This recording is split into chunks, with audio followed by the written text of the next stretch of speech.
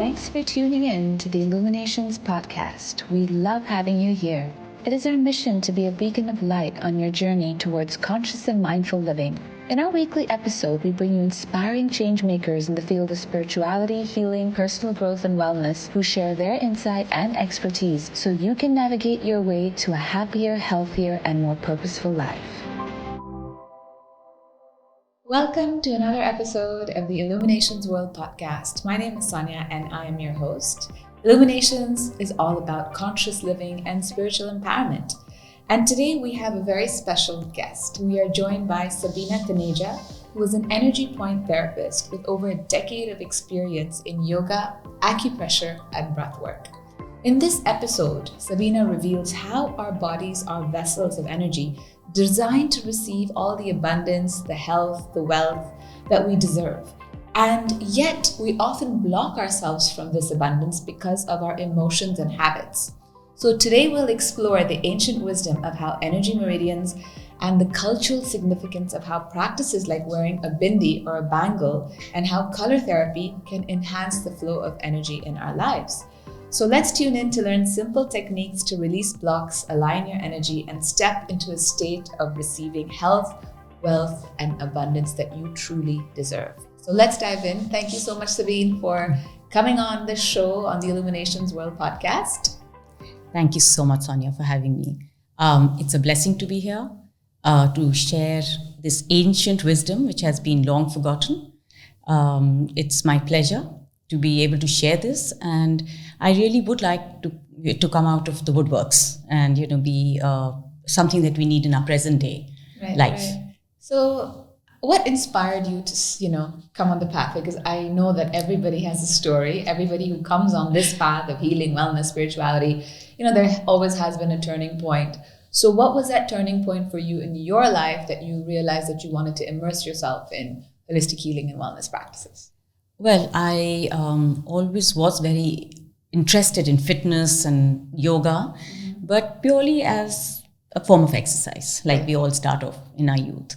But as I delved deeper into the yoga journey and I started certifying, I found that there is a lot of healing in the yoga practice if you put and synchronize your mind with your body and with breath work. So I shifted I used to practice in South Africa, I used to teach there.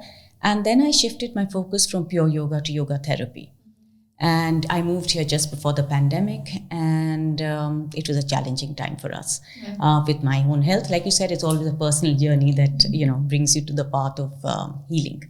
So I had a very, very challenging time with my health. It was like, but the universe gave me the oar before it sunk my boat. And everything went online, and I was fortunate to come across acupressure and acupuncture center that was offering the services for the first time online rather than to be in person, and I grabbed it. I think soon after the vaccinations were doled out to everyone, I faced challenges where I used to be choking, out of the blue. And, there was just no diagnosis for 2.5 years. So I went through a stage of total panic. And the only thing I'm saying is that the acupressure, as I was learning, I was practicing it on myself. And the energy healing that I received from my course, I became my first patient. And all I can say is in the 2.5 years before the diagnosis came, I never went to the emergency room except for the first time. It was a lot of internalizing, through my breath work, and giving my body the power to heal itself, to find out what is going on. If you've given me this problem, there has to be something that's not aligning or balancing in my body. So it's amazing that you actually had that mindset and that belief system to have the patience and the discipline, because I know a lot of people, for example, they know that naturopathy is effective, like acupuncture. I know that when I go for an acupuncture session, if I'm having any sort of chronic ache or pain, it gives me such amazing relief. But obviously it takes time, and that time requires patience. So you obviously had, number one, the patience, the discipline, and then the belief that this could change. Because I know there's so many people who are skeptical that, it's going to take so long. And everyone in this world is looking for the blue pill, the quick fix. So how would you kind of, not rather convince somebody, but how did you develop that patience and resilience and determination to heal yourself, I think? Sonia did go into the allopathic space, and I found no answers there. Right. Yeah, there was nothing that they were offering me that could sort my problems out. In fact, it kept getting worse. And I just had to turn inwards. I just had to go into my body and speak to it. It's about, talking to your own body. Right. Your body has a power. We just hide that power. Absolutely. In layers and layers of, conditionings. Right. And I just, I used to have a conversation with it and saying, what's going on? Right. If it's all bad, there has to be a solution to it, It was a very frightening time. I'm not going to deny that. But, I used to just sit by myself and, keep pressing my fingers and, the pressure points and saying it's going to heal. But, when, like I said, when your boat is sinking, you've got the oars. Yeah. You just have to trust and faith, I think, are your two building blocks. You have to, in any healing, you have to give the power back to the body. You have to have trust and faith that there is a solution within yourself. That is amazing. So if somebody had to talk to their body, could you just kind of guide us through a process where, let's say, for example, I'm going through a bit of a headache, right? Mm-hmm. And, I can ask myself, do I want to suffer from this headache all day, or could I just pop an Advil?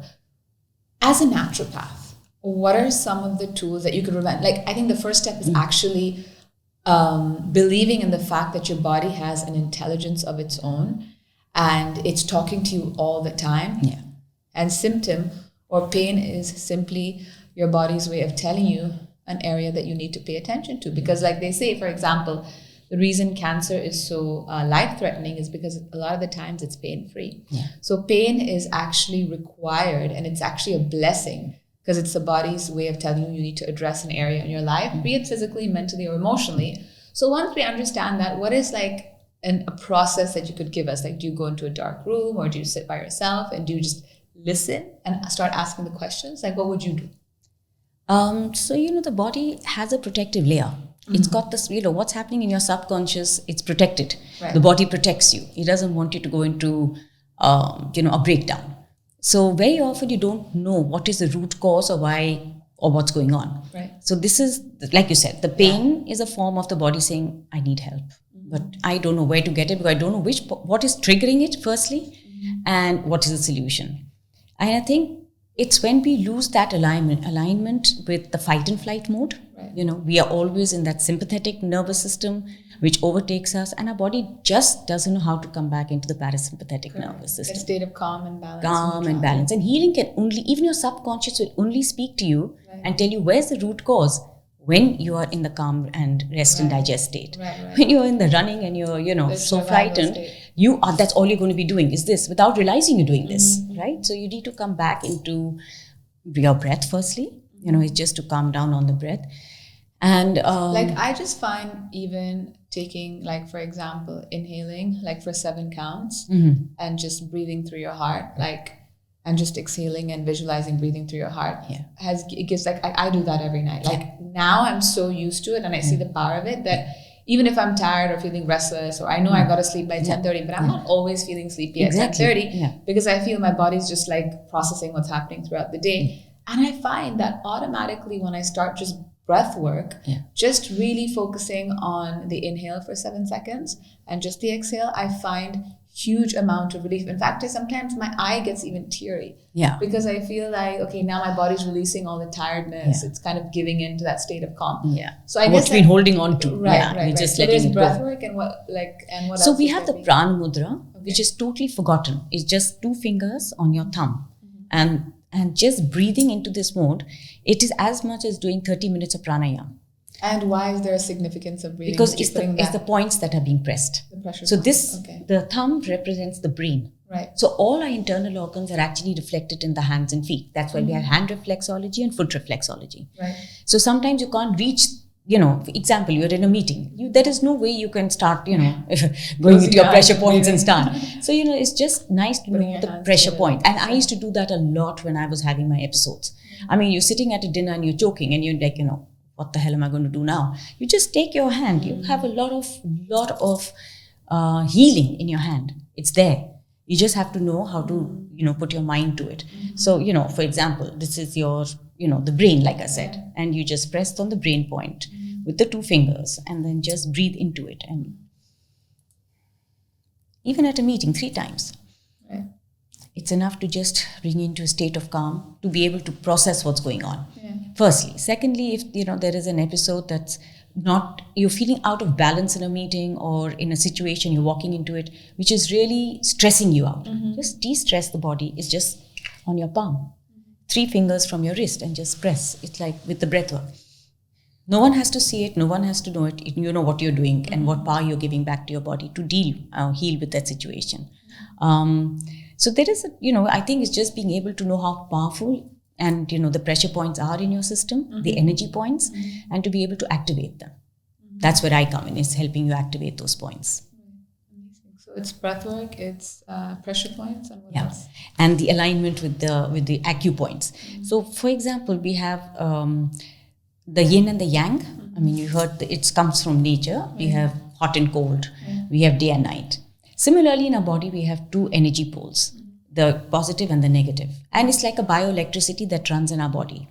And the vital energy in our body is called the prana. Right. And the meridians are nothing but pathways of the energy to flow all over the body. So the 2 systems on which the body is resting on, which comes from the universe, is the yin and yang theory and the 5-element theory. So we are actually a reflection of what's happening in the nature. Right. If we bring it back to ourselves, and I'm a creation of nature, I'm a creation of the universe. So what's going on in the universe is what's happening within me. So I need to balance my yin and yang. Your body is producing the chi or the prana only when my yin and yang are in synchronization, are in balance. But most often they're not. Right? And for example, the yang is is the male part of the body. It's on the left side.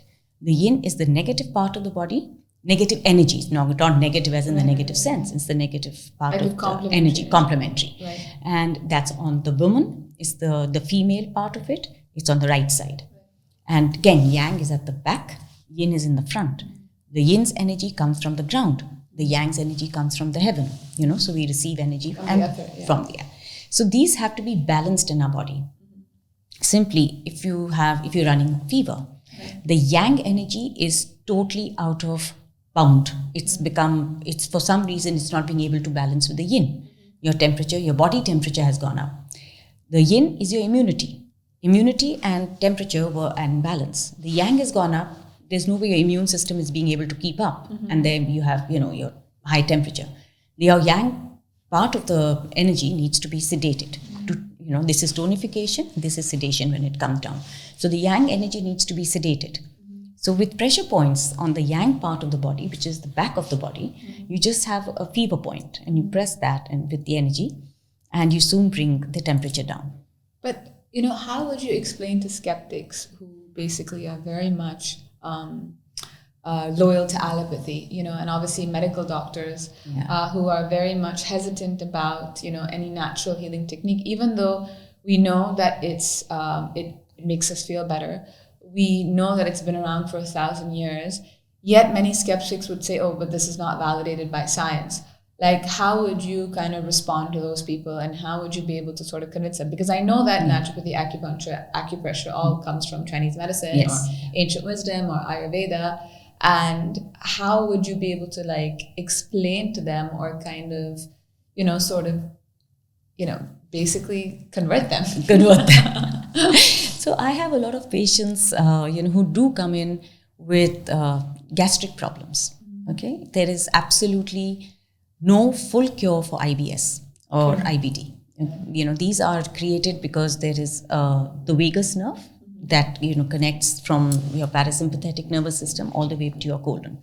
It sends messages to the brain. The digestive system has its own nervous system, the enteric nervous system, which works with your central nervous system. Medical science knows all of that. But there is still no cure for IBS, and it causes so many mood issues. There is depression. Root of depression is nothing but lack of serotonin in the body. Serotonin is produced again in the digestive system. So 90% of your problems are in the digestive system. And you're telling me there is no cure for IBS and IBD because no one has gone to the root of the problem. But isn't the root of the problem psychosomatic? Aren't the issues with gut health coming because of, stored anger, emotions that are unresolved trauma, which obviously, if left unaddressed at the level of thoughts and emotions, will eventually seep into the physical body and the energy. So each organ of our body has an emotion attached to it. So, for example, your stomach meridian is, the energy is worry.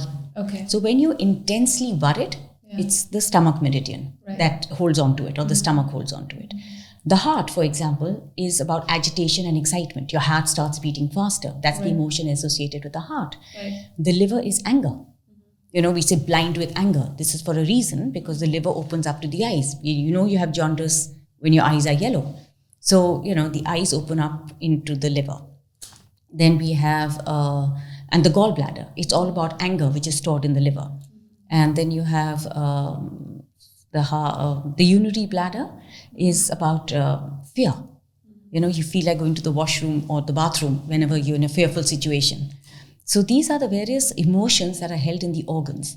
And when you cannot, your body does know how to deal with the emotion, to live in balance, and the emotion takes over your body, it causes blockages in the meridians, in those energy pathways. It's like the water pipe, and there's a stone stuck in the water pipe. The water is not going to flow. The energy is not flowing. Right. You can do all the allopathy you want, and you can create little seepages inside that hole, but you're not going to clear that hole. Right? You're just going to create, little tricklets coming in and you feel better. But let go of the allopathic medicine, the blockage is going to come back. Because the energy, that blockage is not being cleared. Yes, you're clearing, giving it a little bit of acid here and, creating rivulets, but you're not clearing the blockages. So I had a session with you last week or 10 days ago, and just by feeling my pulse, like, of course, I've gone to many Chinese medical practitioners and Tibetan doctors, but, which is why I'm so interested at how, by just simply checking my pulse and feeling my pulse like you did, you were able to tell me a lot about my emotional state, about which areas that I'm struggling with in terms of, what's going on in my body. How is it just simply through, I know that it works, but I don't understand the science behind it. So if you can just quickly address the science behind pulse reading. Okay. So our body, like we said, is also based on the 5 elements. The 5 elements are the same that exist in the universe and they exist within us. Right. We are made up of earth, we are made up of fire, we are made up of, like we call the wood, which is the green color, which is existing in our bodies. Then we have the water element, metal element. So these 5 that exist and make up the universe also make us up, right?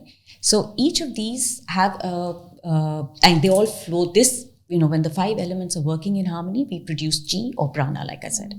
And when you look at these, each of them has a meridian that is attached to the one end to the organ and one end to your hands or feet, wherever the organ has an end point. So like bipolar energy. Right. So when I do a pulse healing, I'm looking at the energy, the bipolar, the bioelectricity in the body. And just by pressing, I know if it's beating at a rate which is significant, I can feel it.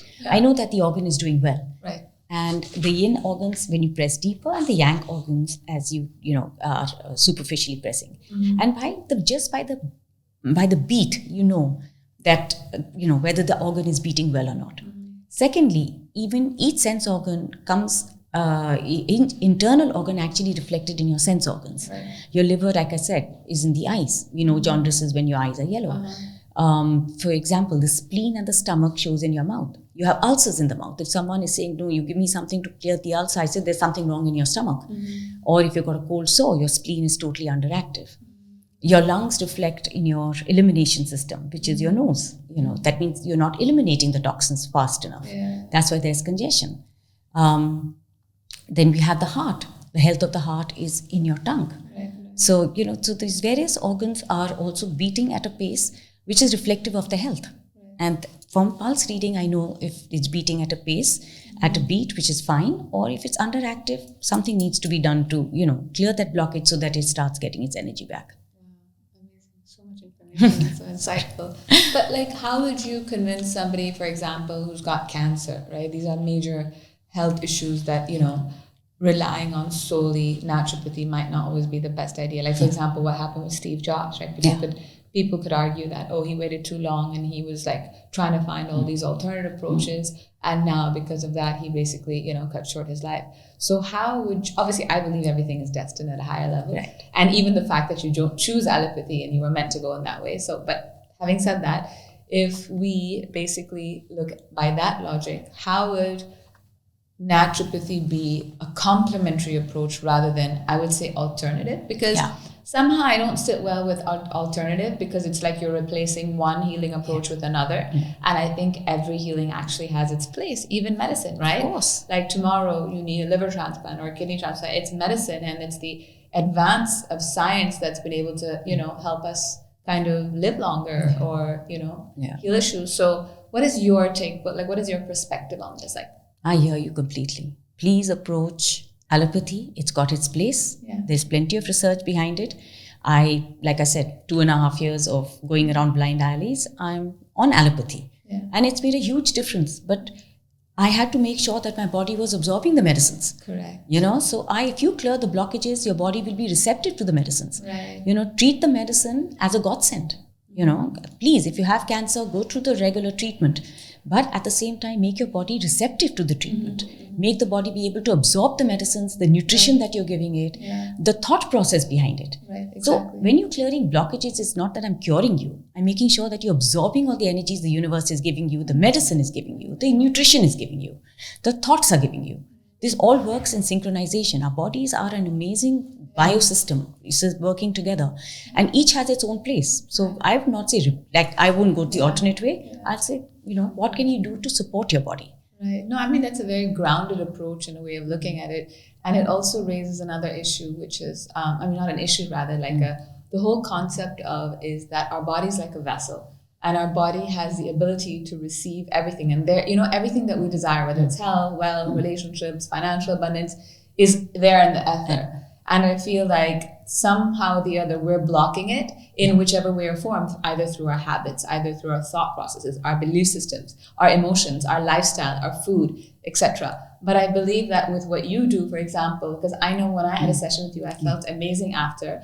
And I was telling you that I take 20 supplements a day. I have extremely a rigid lifestyle. And so when you were addressing some of the issues, is your body lacking X? And I'm just like, why should my body be lacking X? Because this is what I take. And you then brought it to my notice that it's not that you're not taking it, it's your body's ability to receive it. So similarly, just as how we're receiving the vitamins or the ability to absorb the supplements, in the same manner, our body is also perhaps not absorbing what's meant to be received by us. And I saw that as a beautiful analogy that we're actually blocking our own health. And I guess that was the whole idea of the podcast. Absolutely. To be in the receiving mode, because when you clear the meridians or the energy blocks in those meridians, the pipe is able to flow again, and your body's open to be in that receptivity mode, to listen to the guidance, to listen to the intuition, the gut feeling, the medication, the vitamins, and everything like that. So I thought it was a beautiful analogy, sort of like a metaphor to understanding how what you do and the significance of what you do and how people are able to kind of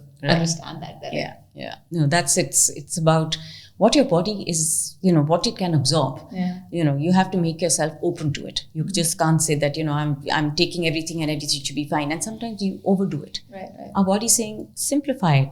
Let me do this for now. Right. Let me receive it. Let it heal. And then, give me something else. But, and it's the times we live in. Look at the amount of, information we are getting. For sure. And I also think we come from the Indian culture, and, we were having this conversation, and I thought it was so interesting because, example, a lot of Indian women used to wear the bindi, or we wear bangles. And you were telling me that there is actually a significance to that. So can you just explain a little bit more? Because I found that super, super fascinating. So, though acupressure is about 5,000 year old and practice, especially coming from China, it's taken the entire credit. But if you see our ancient practices and go back to why we do things the way we do them, you'll find that acupressure actually was always in our system, always in our beliefs, in our practices actually. So wearing the bindi is actually activating the third eye. This is the brain point. So moment you wear, and usually bindis are cooling. Kumkum, what we used to use. It's a cooling mechanism. So it cools the brain. Third eye point. Opens it up. And it tells the brain to receive the energy. It's like, open my third eye. It activates the brain meridian. Similarly, in India, in ancient India, when a child is born, we pierce their ear, male or female. Right. We pierce the ears, and if you remember, in the villages, used to put a small bamboo stick inside. Right. This is the eye point. So make the vision sharp. And remember, the kids cannot see well in the, they have the film on their eyes initially. Just clear the film, make the child have good vision. That's so interesting. So, and then we have the bangles. This is in your heart line. Now you find women, and it also, the heart and the brain actually. And also it's the calming point. When we are very stressed out, you'll find women have better EQ. And women have less heart problems than men do. Because we're constantly giving acupressure. The bangles actually give you acupressure daily in every activity to the upper part of the body. Coming to the lower part of the body, we have, necklaces. This is the vagus nerve is here. So when you wear a necklace, you're actually stimulating the vagus nerve. Amazing. Then coming to the lower half of the body, anklet are worn at the point where the uterus is. Oh. So when people have menstrual pain, you used to wear the anklet so that the pain would subside. The uterus would get massaged every day. Mm-hmm. The toe ring, again, is worn at the point of the stomach meridian. So give me better digestion. It's also to curb the sex urges in women. Yeah, so that, because Indian women are not, so out there. Again, colors that we wear. Women usually used to wear the toe rings and anklets in silver. Mm-hmm. Silver is sedating. It's cooling. So the energy that you get from the earth is hot. I sedate that energy. Similarly, the upper half of the body is all about gold. It's heaty. It tonifies the body. Mm-hmm. The heavenly energy is cooling. I tone it so that it is received by the body in the right balance. And then the gold and the silver balance each other out again. Mm-hmm. So our ancient, and similarly with massages. So jewelry is not all about the superficial aspect. No, enjoy it, but it's also doing something much deeper. That's just really fascinating. Yeah. Wow. All right. I think there's, we spoke about so much about unblocking the flow of energy. So if you were to give any last thoughts and advice to people about, how to basically live more healthier, how to basically be able to receive, and how to, kind of unblock the flow of energy in their life so they're in that receptive mode, what kind of advice would you be? Do you recommend any books, or is there a special quote, inspiring quote that would... I just leave you with a small transformative journey I had, when I first started practicing. Mm-hmm. And like you told me about allopathy versus this. I had a client who came in, for example, a lot of people come with digestive problems and, frozen shoulders, for example. Right. And you can try every physio and, we try allopathy, physio, whatever. Mm-hmm. And when the patient came to me, through our conversation, I said, what is the emotion that you're going into? What have you been, what you're going through? And she said that I'm grieving. I've just lost my father and I'm really, I haven't been able to let go.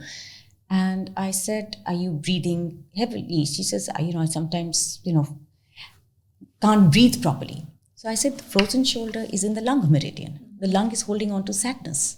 So, and the lung, look at the meridian. It runs from here, through the shoulder, up to my thumb. So the blockage, you can do whatever you want to the shoulder. It's not going to release your pain. You could keep years and years of frozen shoulder and you're not going to release it. You need to release the lung meridian. And the moment we did about 5 sessions with her, she's never come back with a frozen shoulder. So, like I said, the body has many, many layers. It holds on to pain in various parts.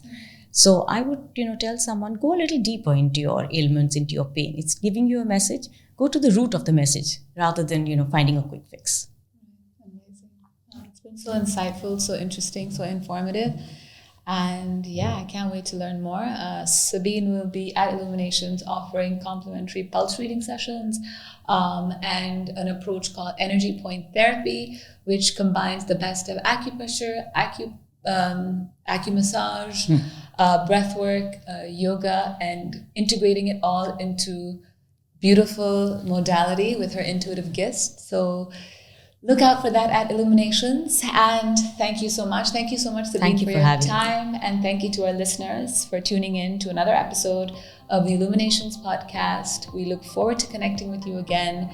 Take care, live light. And if you liked this episode, share it with your friends, subscribe to it. And until we meet again, take care and live light. Thanks for tuning in to the Illuminations podcast. We love having you here. It is our mission to be a beacon of light on your journey towards conscious and mindful living. In our weekly episode, we bring you inspiring change makers in the field of spirituality, healing, personal growth, and wellness who share their insight and expertise so you can navigate your way to a happier, healthier, and more purposeful life.